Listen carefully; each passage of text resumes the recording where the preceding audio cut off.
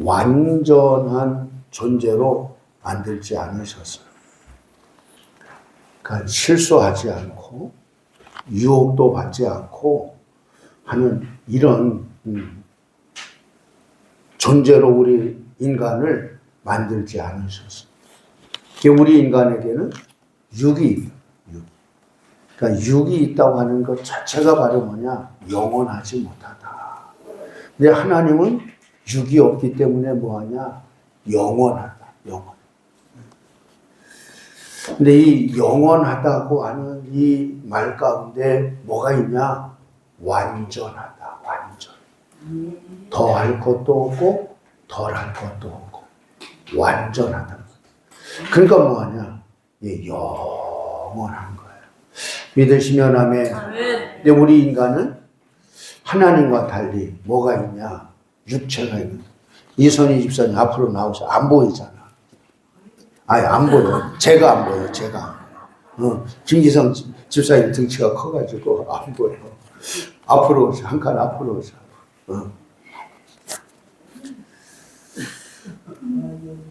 이 자리 하나 이렇게 옮기는 것도 대단한 의미가 있고 여러분 달라요. 달라요. 이처럼 하나님이 우리 인간을 만드실 때 영원한 존재가 아니라 육체를 갖고 있기 때문에 시간적 존재로 만드셨다. 다시 말하면 시작이 있고 끝이 분명한 것. 우리는 한 토막을 살아가는 것과 같은 이런 존재. 근데 우리 인간은 성장하기도 하고 쇠하기도 하고 하는 이런 게 있어요. 근데 하나님은 처음부터 완전해. 끝까지 완전해. 이게 변함이 없어. 그래서 뭐하냐? 믿을 만한 거야. 믿으시면 아멘. 근데 하나님이 우리 인간을 만드실 때 완전한 존재로 만들지 않으셨다고 하는 요 의미 가운데 뭐가 있냐? 우리 인간은 죄를 범할 수 있고 실수할 수 있고 유혹받을 수 있는 이런 존재로 우리 인간을 만드셨고 우리에게는 어떤 자유를 주셨냐? 어떤 특권을 주셨냐면 선택하고 결정하는 것에 따라서 내가 복에 이르기도 하고 저주가 이르기도 하는 이런 것을 우리에게 주셨어요. 이것을 우리가 소위 말하면 자유의지라고 이렇게 말하는 거예요. 여러분들이 오늘 교회에 오실 수도 있었고 집에 있을 수도 있었고 누구 만나러 갈 수도 있지만 여러분들은 오늘 하나님을 예배하는 것을 선택한 믿음의 사람들이에요. 아멘. 그러니까 이 내가 선택한 것에 대해서는 내가 책임을 지듯이 내가 선택한 것에 대해서는 상과 벌이 하나님으로부터 주어진다.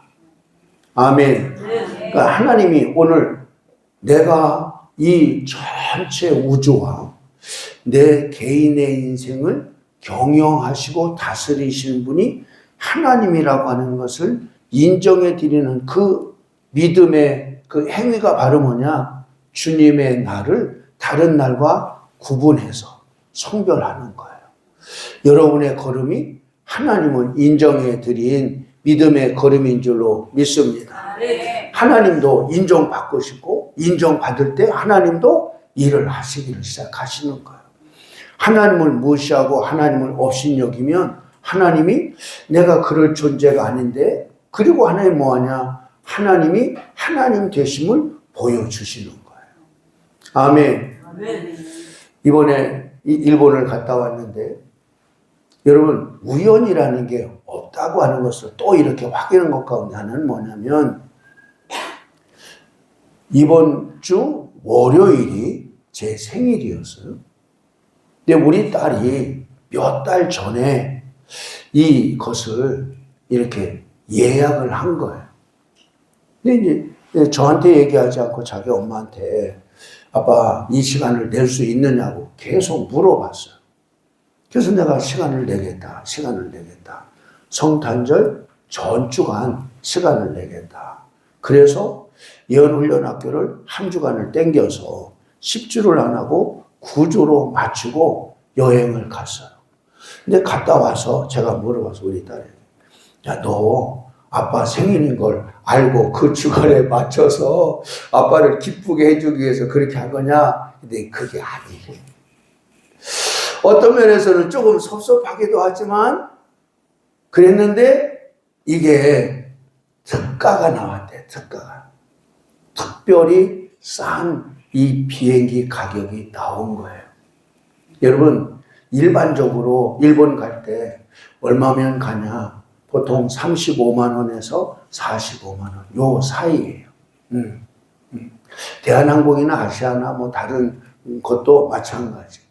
근데 우리 딸이 하는 말이 10만 원대로 끊었대. 여러분 얼마나 싸게 끊은 거예요. 내 이름에 철자가 하나 뭐 틀려가지고 그거 하나 고치느라고 20만 원대로 끊었대요. 그것도. 그건 엄청 싸게 끊은 거죠. 여러분 이번에 우리 4명이 같이 갔는데 그 4명이 같이 간 이와 같은 사람들 40만 원대에 끊었어요. 30만 원, 40만 원대. 근데 중요한 것은 이처럼 전혀 생각하지 못했지만 하나님의 계획 가운데는 그와 같은 것들이 있었다.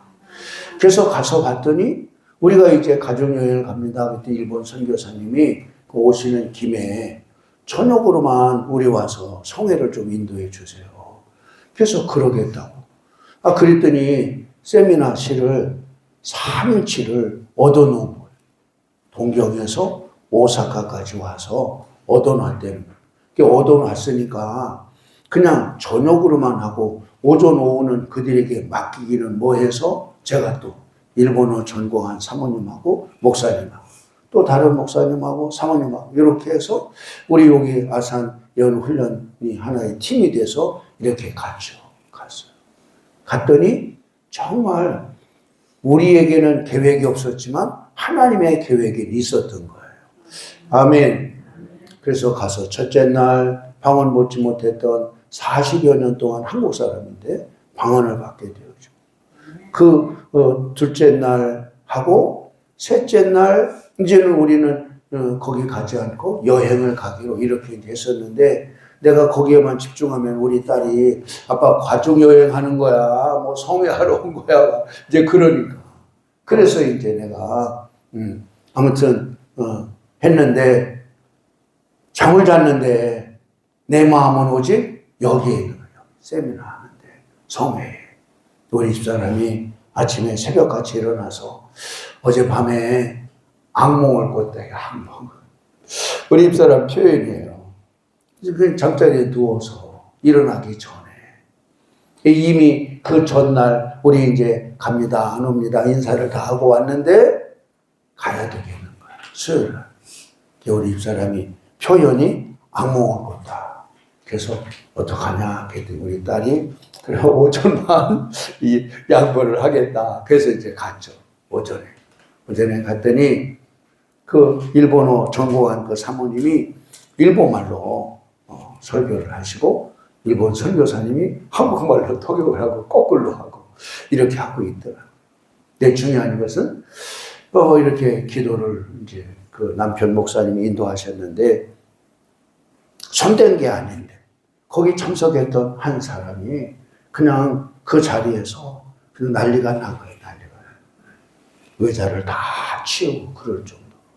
근데 이제 그런 것들이 하나님께서 우리 집사람의 꿈을 통해서 역사가 일어날 것을 오전에 일어날 것을 계시하셨고 말씀하셨고 그리고 그것을 가서 이루고 그리고 이제 왔어요. 할렐루야. 사람은 이처럼 우리가 어떤 것을 계획한다고 하더라도 내 계획한 것이 이루어지는 것이 아니라 하나님의 뜻한 바가 이루어진다. 그래서 우리는 항상 하나님의 말씀하심에 귀를 기울이고 하나님의 목소리에 자세히 들으라. 믿으시면 아멘. 우리는 하나님의 인도하심을 받는 삶을 살게 되어질 때 우리는 후회 없는 삶이 될 뿐만이 아니라 하나님 앞에 갔을 때 우리는 상급받는 이와 같은 자의 삶으로 승리하게 될 줄로 믿습니다. 사람이 우리 인간을 만드셨는데 이처럼 죄도 범하지 않고 실수도 하지 않고 유혹도 받지 않는 이런 존재로 만드신 것이 아니라 유혹도 받고 죄도 지을 수 있는 이런 존재로 만드셨고 또 우리는 모두 할 수 있냐? 하나님을 기쁘시게 해드릴 수도 있고 상을 받을 수 있는 이와 같은 존재가 우리 인간이 되는 거예요. 근데 하나님께서 우리 인간을 만드셨지만 하나님이 만드신 의도를 따라서 사람들이 살아가는 것이 아니라 이게 지금 죽을 줄 모르고 죽음의 길을 가고 있단 말이에요. 멸망의 길을 가고 있단 말이에요. 그러니까 하나님께서 하나님의 종 선지자들을 보내서 끌려가면 망해, 끌려가면 죽음의 길이야, 그것은 어리석음의 길이야, 그것은 힘든 거야 하고 선지자들을 계속해서 보낸 거예요. 선지자를 보낸 것이 하나님의 사랑인 줄로 믿습니다. 돌아와라 이거예요. 돌아와라 이거예요. 어디로 돌아오냐? 복된 길, 생명의 길, 영광의 길로 돌아오라고 하나님이 선지자를 보내시고 언제 가장 많이 선지자를 보냈을까? 죄를 많이 지었을 때. 여러분, 죄를 짓지 않냐고 잘 가면 큰 소리 할 필요도 없고 사람을 보낼 필요도 없죠. 왜? 잘 가니까. 그러나 잘 가지 않는다. 그럴 때 뭐하냐? 하나님이 악몽도 꾸게 하고 어려운 일도 만나게 하고 그 일이 더 이상 진척되지 못하게 하고 그럴 때는 어떻게 되냐? 우리는 잠시 서서 하나님의 뜻을 물어야 돼요. 하나님 어떻게 해야 됩니까? 하나님 원하시는 것이 무엇입니까? 할렐루야. 이것이 하나님을 믿고 하나님을 섬기는 사람들의 삶이어야 된단 말이에요. 근데 많은 세상 사람들은 하나님의 목소리에 귀를 기울이지 않냐고 자기 고집대로 막 밀고 나가려고 그런단 말이죠. 그러나 하나님은 억지로 하지 않으세요. 이무이로하게 내버려 두시는 분이 하나님이에요. 제가 여러분 보고 오라고 하지만 안 오면 내가 끌고 올 수는 없잖아. 옮기면 옮기고 말면 말고 그러는 거지. 하나님은 그래서 좋으신 분이에요. 믿으시면 아멘. 확인하겠어요. 시편 81편 10절과 11절에 보면 하나님께서 내가 너희를 애굽에서 이끌어낸 여호와다 그러시면서 내 입을 넓게 열라 내가 그 입을 채우리라 말씀하셨죠. 근데 11절 가서 보겠어요. 11절 앞을 보시고 시작. 내 백성이 내 소리를 듣지 아니하며 이스라엘이 나를 원하지 아니하였더라. 그러므로 내가 그 마음에 완악한 대로 버려두어 그의 임의대로 행하게 하였더라. 하나님은 이처럼 억지로 끌고 와가지고 하지 않는단 말이에요. 내 입을 넓게 열라 내가 채우리라. 나는 전능한 하나님이야. 이렇게 말씀을 하셨는데도 불구하고 이스라엘 백성들이 힘들고 어렵고 뭐를 물어봐야 될 때 하나님 앞에 물으려고 하지 않는단 말이죠. 하나님의 목소리에 귀를 기울이지도 않는단 말이죠. 그러니까 하나님이 그러므로 내가 그의 마음을 완악한 대로 버려두어 그의 임의대로 행하게 하였더라. 임의대로 행하게 되기로 뒀다 해라. 뭐가 없어요? 발전이 없어. 새로워짐이 없어. 여러분 들을 귀 있는 자는 복 있는 자인 줄로 믿습니다. 그래서 요한계시록에도 귀 있는 자는 성령이 하시는 소리를 들을지어다. 아멘. 우리는 들을 수 있는 귀를 가진 자가 되어야 될 줄로 믿습니다.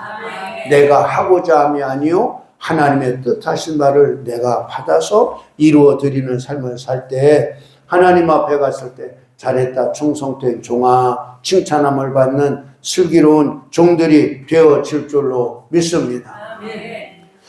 이번 주 목요일 날이 예수님이 오신 날이에요. 그 예수님이 곧 우리의 문제를 해결해 줄 이와 같은 자란 말이죠. 여러분 내 손에 더러운 것이 많이 묻어 있는데 내가 이것을 가지고 얼굴에 뭐가 묻었다고 이것을 닦으려고 한다면 더 묻겠죠. 내 손에 검정이 묻어 있는데 예쁜 어떤 얼굴에 뭐가 묻어 있다고 그걸 떼어준다고 하면 더 묻어지겠죠. 죄 없는 자만 죄 없게 할 수 있는 거죠. 죄 있는 자가 다른 사람의 죄를 사해 주거나 없게 해줄 수 있는 능력이 없어요. 죄 없으신 하나님의 아들 예수님의 피만이 우리의 죄를 없게 하고 우리의 죄를 씻을 수 있는 능력이 있는 줄로 믿습니다. 그래서 예수님을 하나님께서 보내셨는데 우리가 더 이상 하나님이 인내가 많으시고 참고 기다리시지만 더 참고 기다릴 수가 없는 거예요. 그래서 뭐하냐? 예수님을 보내주시겠다 이렇게 약속하셨는데 크게 두 때를 볼 수 있는데 첫 번째는 하나님의 마음에 합했던 다윗을 통해서 하나님께서 예수님을 보내주실 것에 대해서 약속하셨어요. 하나님이 하나님의 마음에 합한 자니까 다윗은 뭐를 아냐? 하나님의 마음을 아는 거예요. 믿으시면 아멘. 그것이 시편 2편과 시편 110편에 예수님을 대제사장으로 열방을 철장 권세를 쳐서 이렇게 깨뜨려서 소유로 삼을 수 있도록 하시겠다. 너는 내가 너를 낳았다. 너는 내 아들이라. 하나님께서 예수님에게 시편 2편에서 말씀을 하셨어요. 그러니까 하나님의 마음을 알 수 있는 사람이 누구냐? 하나님의 마음을 아는 자란 말이죠. 하나님의 마음에 합하지 않은 사람은 하나님의 마음을 알 수가 없어. 제가 때로 이렇게 성전에 왔다가 저기를 가거든요. 식당에. 왜 가냐? 예배인도 하기 전에 커피 한 잔을 먹어야 되겠다 싶어서 갔어요. 내가 갔더니 우리 목사님이 내가 커피 먹으러 온 줄 알고 말도 안 했는데 커피를 자판기에서 딱 뽑아서 이게 주잖아요. 하나님의 마음에 깊은 것을 길어낼 수 있는 사람은 지혜로운 사람이에요. 네. 다윗이 하나님의 마음에 성전을 짓고 싶어하는 마음을 어떻게 길어내냐고요. 그러니까 하나님이 다윗에게 상상할 수 없는 복을 약속하시고 그 복을 주신 거예요. 믿으시면 아멘. 그렇기 때문에 하나님께서 이 세상에 예수님을 보내되 메시아를 보내되 누구의 혈통을 따라서 하나님의 마음을 기쁘게 해주었던 다윗의 혈통을 통해서 메시아를 이 세상에 보낸 거예요. 믿으시면 아멘. 그러니까 하나님이 그러시잖아요. 내가 사사시대 이후에 어느 누구에게도 내 집을 줘달라고 하는 말을 하지 않았는데 어떻게 너가 내 마음을 알았냐고. 그러면서 하나님께서 너는 나에게 집을 줘주지만 나는 너에게 아름다운 이름을 주고 왕위를 너에게 주겠다. 믿으시면 아멘. 믿으시면 아멘. 두 번째 하나님이 약속하신 것이 언제냐? 다윗 때 약속하신 것이 이게 다윗이 활동할 때가 BC 10세기 약 1000년대. 그 다음에 이제 6세기인데 6세기 이사야와 미가 선지자가 동시에 활동했는데 이 이사야가 활동할 그때에 하나님이 뭘 약속하셨냐? 이 이새의 뿌리에서 한 싹이 나와서 이 세상을 구원할 메시아를 주시겠다고 하는 것을 약속하셨어요. 할렐루야.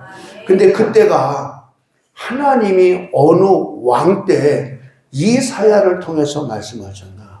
여러분 이사야서 1장 1절에 보면 이사야가 활동했던 때가 나와요. 이사야서 1장 1절. 거기에 보면 참으로 이 이사야가 활동을 오래 했단 말이죠. 10년, 20년 한 것이 아니라 아주 오래 했는데 그 왕들에 대한 이름이 쭉 이렇게 나와 있어요. 자, 보세요. 유다왕 우시야와 요담과 아하스와 히스기야 시대에 됐죠. 지금 우시야 하면 여러분 뭐가 생각나나요? 운동병자. 요담, 아버지가 문둥병에 걸려서 별궁에 있을 때 요담이 대신해서 왕으로서 역할을 하죠. 그리고 요담은 뭐하냐? 오시아가 성전에 들어가서 거기에서 문둥병이 임했잖아. 그러니까 그 아들 요담은 뭐하냐? 성전에 들어가질 않는 거야. 왜? 아버지처럼 자기에게도 그런 것이 임할까 봐. 그 다음에 왕이 누구냐? 아하스랍니다. 아하스. 근데 지금 이처럼 그 아하스 왕 때에 뭘 하게 되어지냐? 메시아가 올 것에 대해서 약속하시는 거예요. 여러분, 아하스의 아들이 히스기야고 히스기야의 아들이 므낫세란 말이죠. 그러니까 이 히스기야는 아주 좋은 왕이잖아. 그러니까 좋은 왕이라고 한 이야기는 하나님을 잘 섬긴 왕이란 말이죠.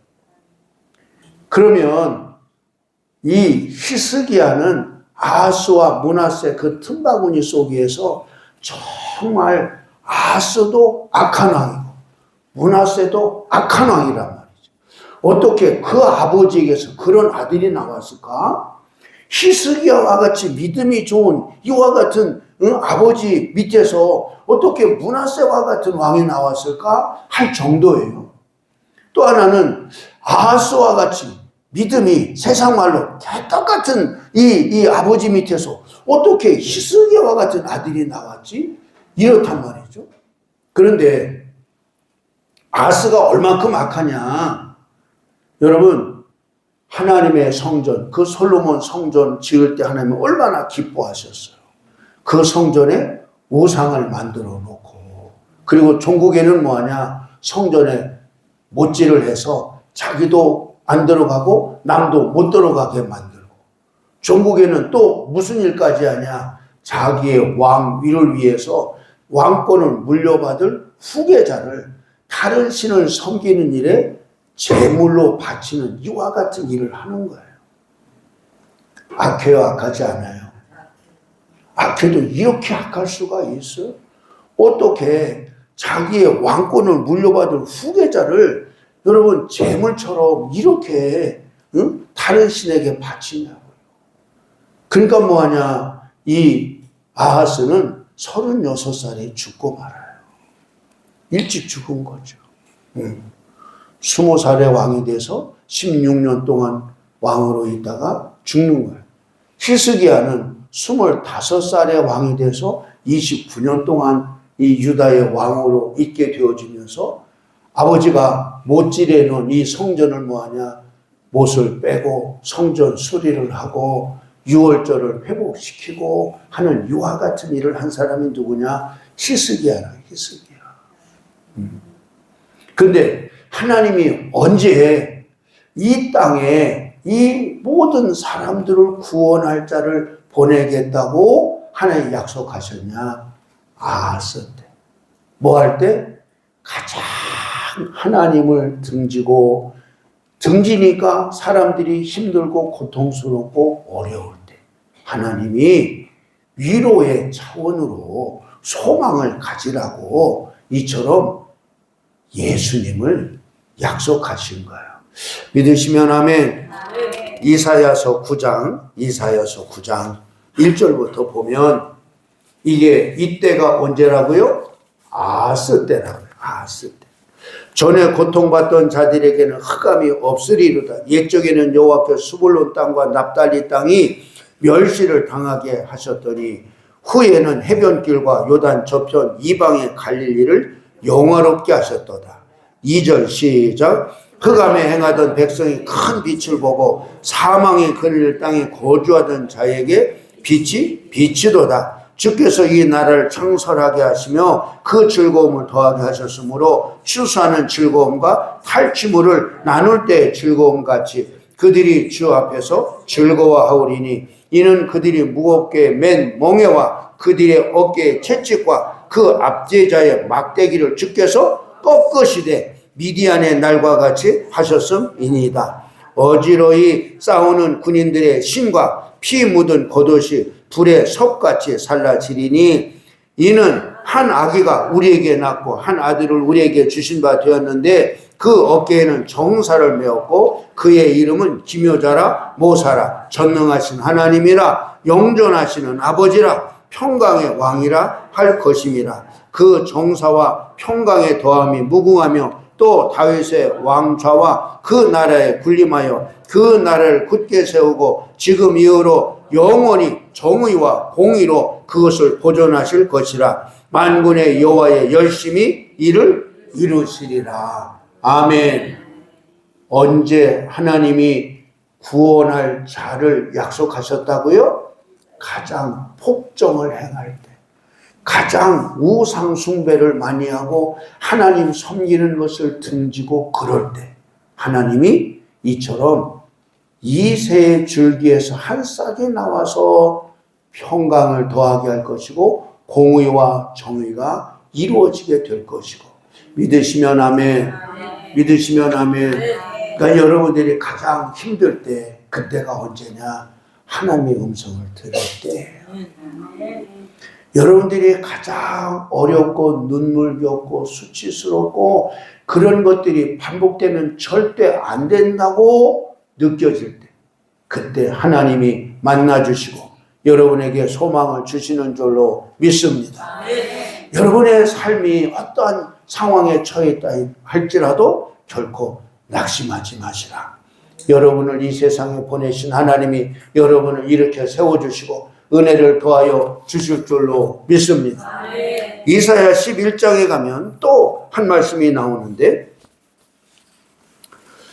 11장 이사야 11장 1절부터 보면 이새의 줄기에서 한 싹이 나며 그 뿌리에서 한 가지가 나서 결실할 것이요 그 위에 여호와의 영 곧 지혜와 총명의 영이요 무략과 재능의 영이요 지식과 여호와를 경외하는 영이 강림하시리니 그가 여호와를 경외함으로 즐거움을 삼을 것이며 그 눈에 보이는 대로 심판하지 아니하며 그의 귀에 들리는 대로 판단하지 아니하며 공의로 가난한 자를 심판하여 정직으로 세상에 겸손한 자를 판단할 것이며 그의 입에 막대기로 세상을 치며 그의 입술의 기운으로 악인을 죽일 것이며 공의로 그의 허리띠를 삼으며 성실로 그의 몸에 띠를 삼으리라. 그때 이리가 어린 양과 함께 살며 표범이 어린 염소와 함께 누우며 송아지와 어린 사자와 살진 짐승이 함께 있어 어린아이에게 끌리며 암소와 공이 함께 먹으며 그것들의 새끼가 함께 엎드리며 사자가 소처럼 풀을 먹을 것이며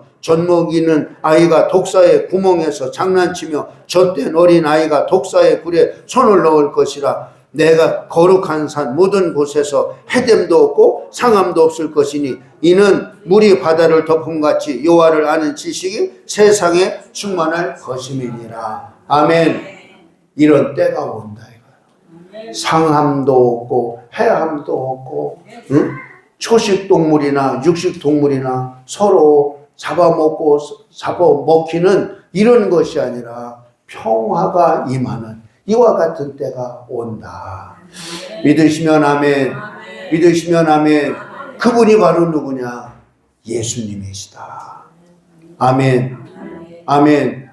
그래서 예수님이 이처럼 이 세상에 오실 것에 대해서 우리를 실수도 않고 유혹도 받지 않고 죄를 범하지 않는 완벽한 존재로 만들지 않았기 때문에 하나님은 분명히 타락할 것과 유혹받을 것과 죄 지을 것을 아시고 이와 같은 거에서 벗어날 길을 예비하시고 준비하신 분이 좋으신 하나님이신 줄로 믿습니다. 예수님이 이 세상에 오신 때도 언제 오셨냐? 말라기 선지자를 하나님이 보내신 것이 마지막 선지자예요. 그리고 난 이후에 400년 동안 하나님이 아무런 메시지를 전하지 않으셨어요. 그러니까 어둠의 시대, 그와 같은 것을 가리켜서 우리가 흑암의 시대다. 또 어떤 사람들은 신구약 중간 시대다. 이렇게 말해요. 근데 그리고 난 이후에 누가 탄생하게 되어지냐? 예수님이 이 땅에 육체를 입고 오시는 거예요. 선지자들을 통해서 예언하셨던 그 하나님의 예언의 말씀이 현실화되어지는 때가 언제냐? 흑암의 시대를 마감하는 때가 된 거예요. 이것이 소위 말하면 BC와 AD를 가르는 이와 같은 것이 된 거예요. 믿으시면 아멘. 믿으시면 아멘. 예수님이 하나님으로 이 세상에 오셔서 우리와 함께 하신다. 그러면 예수님이 어떤 사람을 통해서 이 세상에 오셨을까 하고 보았더니 오늘 본문인 마리아와 요셉이라고 하는 이 두 사람을 통해서 예수님이 이 세상에 오시게 된 거예요. 여러분, 결혼할 남자가 있어요? 그런데 아직 한 번도 동침하지 않은 이와 같은 이 처녀죠, 처녀. 영어로 말하면 버진이라고 이렇게 말하는데 동정녀라고 말하잖아요. 근데 어느 날 천사 가브리 와서 너 임신했다. 하나님의 은혜가 너에게 임했다. 너에게 임한 그 아기는 성령으로 말미암아 임신하게 됐다. 여러분, 결혼하지 아니한 처녀가 배가 불러오면 당시의 법으로는 돌로 쳐서 죽이는 거예요. 여러분, 죽임을 당해야 되는 그 일을 받아들인다고 하는 것이 쉬워요, 어려워요? 상상하지 못할 이와 같은 일이라. 여러분, 부모가 허락하겠어요? 사귀고 있는 남자가 여러분 자기 부인을 빌려주겠어요?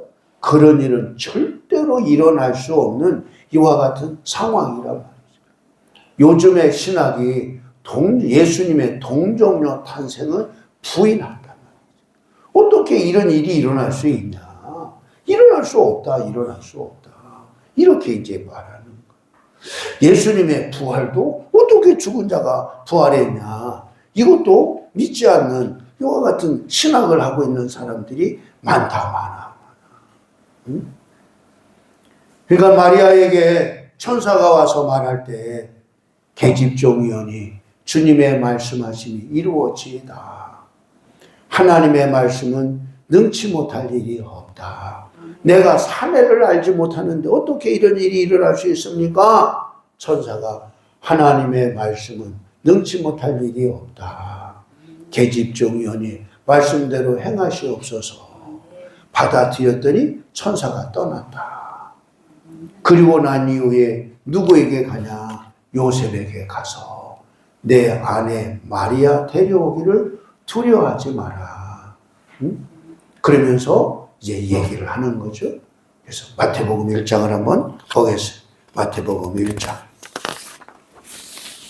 마태복음 1장 18절 말씀부터 보면 이 요셉에게 말하는 거예요. 예수 그리스도의 나심은 이러하니라. 그의 어머니 마리아가 요셉과 약혼하고 동거하기 전에 성령으로 잉태된 것이 나타났더니 그의 남편 요셉은 의로운 사람이라. 그를 드러내지 않고 가만히 끊고자 하여 이 일을 생각할 때 주의 사자가 현몽하여 이르되, 주의 사자가 누구냐? 이게 천사라. 천사가 현몽하여 이르되, 다윗의 자손 요셉아, 내 아내 마리아 데려오기를 무서워하지 말라. 그가 잉태된 것은 무엇으로? 성령으로 된 것이라. 아들을 낳으리니 이름을 예수라 하라. 이는 그가 자기 백성을 그들의 죄에서 구원할 자이심이라 하니라. 이 모든 일이 된 것은 주께서 선지자로 하신 말씀을 이루려 하심이니, 이르시되 보라, 처녀가 잉태하여 아들을 낳을 것이요 그의 이름을 임마누엘이라 하리라 하셨으니, 이를 번역한즉 하나님이 우리와 함께 계시다 함이라. 요셉이 잠에서 깨어 일어나 주의 사자의 분무대로 행하여 그의 아내를 데려왔으나 아들을 낳기까지 통침하지 아니하더니 나음의 이름을 예수라 하니라. 아멘. 네. 여러분, 예수님이 이 세상에 탄생할 수 있었던 것은 요셉의 믿음이에요. 하나님에 대한 믿음이 없이는, 아니 자기하고 동침도 하지 않았는데 배부른 사람을 데리고 온다? 어떤 남자가 그런 남자가 있겠어요? 여러분 남편이 여러분이 그렇다면 여러분을 받아들였겠어요?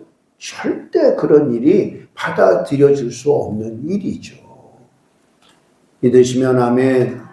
그러니까 하나님이 어떤 사람을 택했냐? 이처럼 믿음이 좋은 사람, 의로운 사람, 또 여러분 자기가 결혼해야 될 자가 배가 불렀다 그러면 여러분 어떻게 가만히 끊고자 하겠어요? 소문을 내거나 뭐하거나 사기쳤다고 막 노발대발 그러겠죠. 여러분 가만히 끊고자 하는 그 요셉의 그 마음가짐이 얼마나 여러분 좋은 사람입니까? 그래 안 그래요? 그렇잖아요. 지혜롭고 여러분 의로운 사람이라 성경이 말하는 것처럼, 그러니까 하나님에게 택함 받은 자가 복이 있는 줄로 믿습니다. 이 마리아도 천사가 와서 그렇게 말할 때는 처음에는 내가 사내를 모르는데 어떻게 그런 일이 일어날 수 있습니까? 하나님은 못하실 일이 없다고 하는 말을 듣고는 이처럼 마리아가 하나님을 찬양하잖아요. 여러분 누가복음에요. 오늘 누가복음 1장 35절부터 보면 34절에 마리아가 천사에게 말하되 나는 남자를 알지 못하니 어찌 일이 있으리까? 천사가 대답하여 이르되 성령이 내게 임하시고 지극히 높으신 이의 능력이 너를 덮으리니 이러므로 나실 바 거룩한 일은 하나님의 아들이라 일컬어지리라. 예수 일컬어지리라 그러잖아요. 아멘. 그리고 난 이후에 뭐하냐? 이 마리아가 하나님을 찬양하는 거예요. 하나님을 찬양하고 또 높이고 하는 그와 같은 일을 행하는데 뭐라고 이 마리아가 하나님을 찬양하는 거 하니 여러분 이렇게 여러분 찬양하죠. 여러분 누가복음 1장을 한번 보겠어요? 누가복음 1장 한번 보시면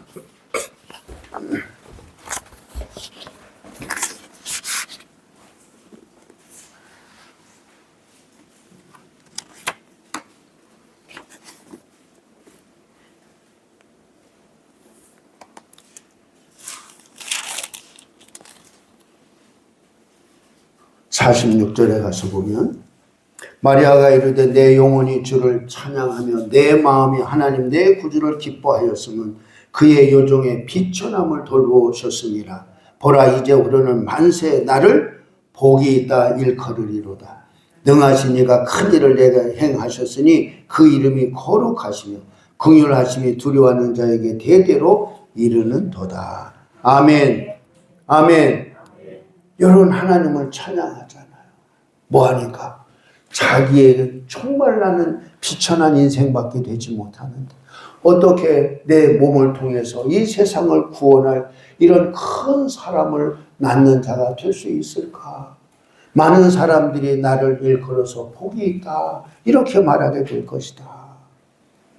사랑하는 성도 여러분, 예수님이 하나님이 여러분에게 말씀하시는 것이 있다면 여러분 마리아처럼 내게 이루어지다 이렇게 고백할 수 있는 자들이 되시기를 예수님의 이름으로 축복합니다. 상식대로 살아가는 게 아니에요. 합리적으로 살아가는 게 아니에요. 하나님의 말씀하심을 내가 믿음으로 받아들일 때 하나님의 기적은 지금도 여전히 일어나는 줄로 믿습니다. 그래서 하나님을 찬양하는 자는 어떤 사람이냐? 믿음의 사람인 거예요. 믿음은 받아들이는 것이 믿음이에요.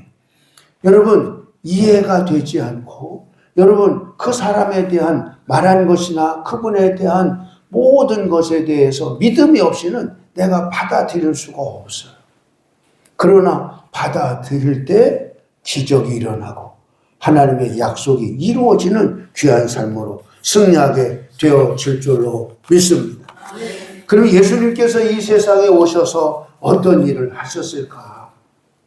그 이름 예수하라. 그 예수라고 하는 말이 바로 뭐냐? 죄에서 구원해낼 자다. 우리 인간에게 있어서의 가장 큰 문제는 바로 뭐냐? 이 죄란 말이죠. 이 죄를 좀 더 쉬운 말로 말하면 우리의 실수, 잘못이란 말이죠.